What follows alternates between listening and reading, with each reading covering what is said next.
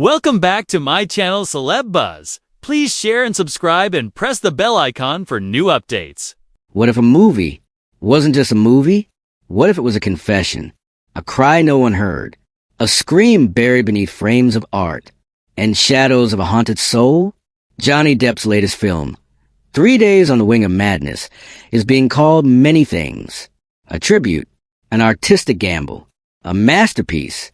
But behind the camera and deep inside the story lies something far more chilling. A message, a cry for help. This is not the Johnny Depp the world remembers, not the charming rogue from Pirates, or the eccentric genius from Edward Scissorhands. This Johnny feels like someone we've met before, but lost somewhere along the way.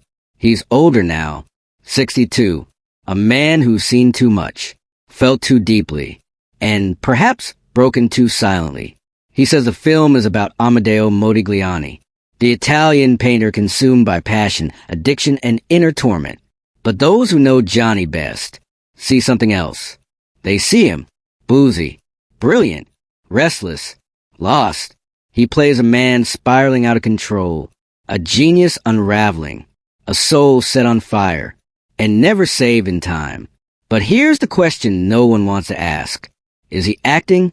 Or is he simply bleeding on camera?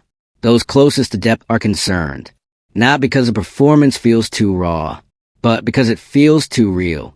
They whisper about the timing, the tone, the pain etched in every scene. They say this isn't art imitating life. This is life, exposed, shaken, begging for someone to notice. And maybe that's why this movie exists, because sometimes when the world stops listening, the artist speaks louder through his canvas, or in Johnny's case, through film. I wanted to show the raw, unfiltered truth of a man burning out before his time. He said in a recent interview, simple words, but devastating, because behind them is history, a history of public trials, of headlines, of broken relationships, of a man reduced to sound bites and scandals, when all he wanted was to be seen. 3 Days on a Wing of Madness is more than a story about Modigliani. It's about the price of brilliance, the cruelty of fame, and the quiet collapse of a man who once made the world believe in magic. Johnny Depp isn't asking for sympathy. He never does. But maybe, just maybe, through this film, he's asking for understanding, for peace, for release. He's lived 1,000 lives on screen. Heroes, villains, lovers, outlaws, men with scissors for hands, drunken pirates with hearts of gold, mad hatters who made sense in a senseless world. In every role he vanished, and yet revealed pieces of himself, tiny echoes of a soul, scattered across decades of cinema. But the life off screen, that's the one that doesn't follow a script. That's the one they never applaud for. That's the one where the cameras don't cut. Even when the pain becomes too much to bear, it's haunted, not with ghosts, but with memories, regrets, and questions that still don't have answers. It's messy, raw, unwritten, and perhaps still unfinished, because despite everything, the headlines, the courtrooms, the betrayals, the loneliness behind the spotlight, he's still here, still creating, still breathing life into stories no one else dares to tell, still holding on to that one last thread of purpose, that maybe, just maybe, art can still save him. He's searching. For what? That's the question that lingers. Maybe redemption. The kind that doesn't come from a courtroom or crowd, but from within. From facing yourself in the mirror and finally saying, it's okay, you survived. Maybe he's searching for silence. Not the kind that isolates, but the kind that heals. The quiet peace that comes when the noise fades, and all that's left is truth. Or maybe he's searching for something even simpler, something we all crave, but rarely find. Someone, anyone, to simply say, I see you. Not the actor, not the icon, not the scandal, not the name on a headline, just the man. And maybe this film, 3 Days on the Wing of Madness, isn't just a tribute to a tortured artist. Maybe it's the only way he knew how to speak. Not in interviews, not in social media posts, but through art, through emotion, through a camera lens that doesn't lie. Because sometimes words fail, and all that's left is a performance. So when you watch this film, don't just look at the scenes. Don't just analyze the narrative. Don't get lost in the period costumes or the haunting score. Look deeper, past the character, past the historical setting, past the lens, and into the soul of the man behind it all. Because somewhere, buried between the dialogue and the darkness, there's a whisper, a pulse, a silent cry that says, "This is how I feel. This is what I couldn't say. This is me."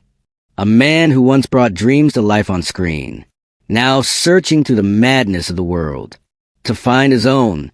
We remember the sparkle in his eyes when Jack Sparrow first stumbled onto a sunlit shore, swaggering, slurring, brilliant, a pirate like no other, chaotic, clever, and strangely human.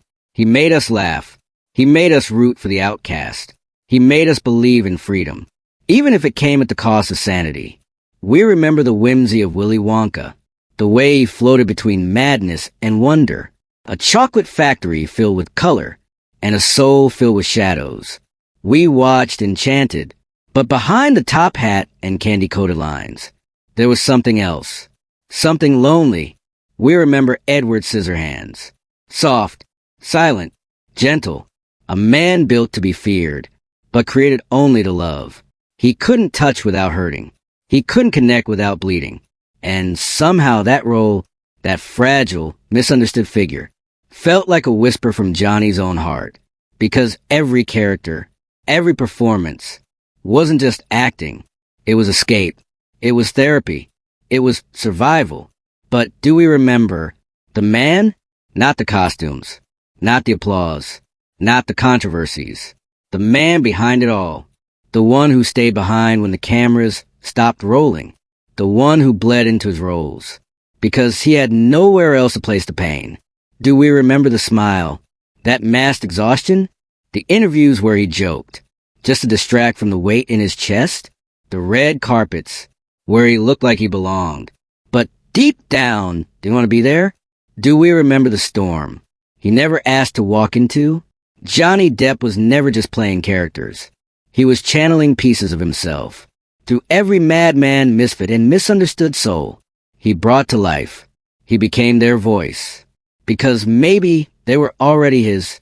This is Johnny Depp. Not the headline. Not the myth. Not the villain they painted in black and white. Not even the victim the world occasionally tried to console. Just the man, the artist, the deeply flawed, deeply feeling human behind the legend. And maybe this film, 3 Days on the Wing of Madness, isn't about fame, or legacy, or redemption. Maybe it's about truth, raw, unfiltered, terrifying, beautiful. Maybe this film is more than just a story, more than a tribute to a long-dead painter, more than an artistic experiment, more than a comeback, or a curtain call. It's something else, a mirror, a confession, a farewell to a version of himself that couldn't survive the noise.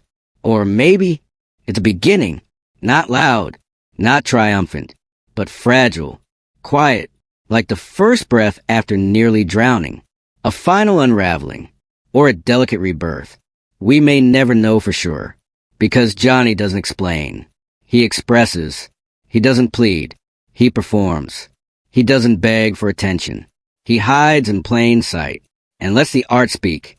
And that's what makes this moment so haunting, because it takes courage, real courage, to bleed on screen when the world is watching, to expose the trembling heart behind the armor of performance, to speak through silence, to confess without words, to turn pain into poetry. And Johnny did just that. He didn't just make a film. He didn't just direct a tribute. He didn't just step behind the camera for the first time in years to tell someone else's story. He offered something far more rare, something most of us are too afraid to give.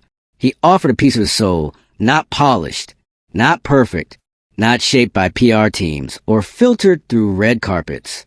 Raw, real, wounded, honest, wrapped in cinema, layered in metaphor, soaked in vulnerability so deep it seeps through every frame, every word, every flicker of light on the screen. This wasn't just about Modigliani. Not really. Yes, the name belongs to a tortured artist, a painter lost in the storm of his own brilliance, a man misunderstood, misused, and left behind. But in telling his story, Johnny was telling another one, his own. This was about all the Modiglianis, the broken, brilliant ones, the ones who feel too much, love too deeply, fall too hard, and rise if they rise at all, with scars no one else can see. The ones who burn too bright, too fast. The ones who aren't made for shallow waters. The ones who live on the edge of their art and their anguish, and leave behind ashes instead of answers. Johnny knows that kind of pain. He's walked through fires that no spotlight could soften. He's faced silence louder than applause. He's lost things he never thought he would. Reputation, relationships, pieces of himself. So when he tells this story, when he brings this pain to life, it isn't performance. It's remembrance. It's release. It's resurrection. And if the story moved you, if it stirred something deep inside you, a flicker of sadness, a breath of understanding, a memory you hadn't touched in years, or a quiet ache you didn't realize was there, don't turn away. Don't scroll past. Don't look at this as just another movie, because sometimes a film is more than entertainment. It's therapy. It's protest. It's prayer. Sometimes a film can save a life.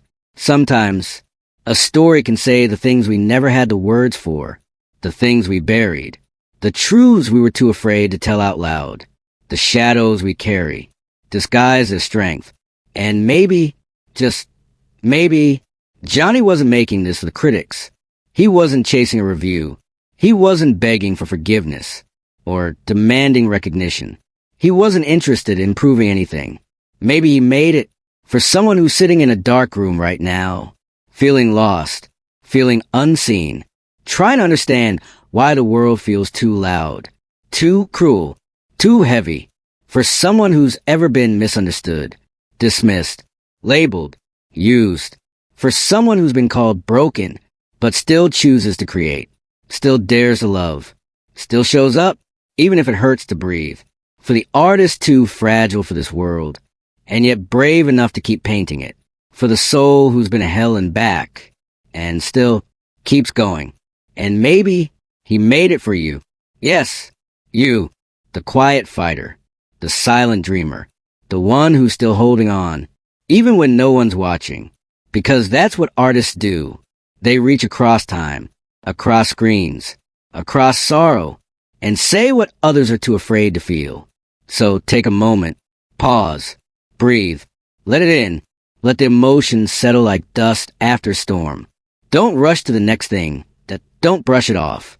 Feel it, and if the story touched something in you, even in the smallest, softest way, don't let it end here. Let this be the beginning of something new, a deeper conversation, a more honest connection, a reminder that you are not alone. Like this video, not for the algorithm, not for the numbers, but because it means something when we stand with each other. When we say, yes, I felt that too. Subscribe to Celeb Buzz. Because here, we don't just chase the spotlight. We follow the flickers of truth behind it, the pain behind the glamour, the soul behind the smile, the silence behind the screen. We don't just celebrate the celebrity. We honor the humanity. And most importantly, share your thoughts in the comments. Speak from the heart. Speak freely. Because in this space, your voice is welcome. Your story matters. Your truth is safe. And just like Johnny, maybe someone out there is waiting to hear you say, I see you. And maybe in reading those words, they'll finally believe it too.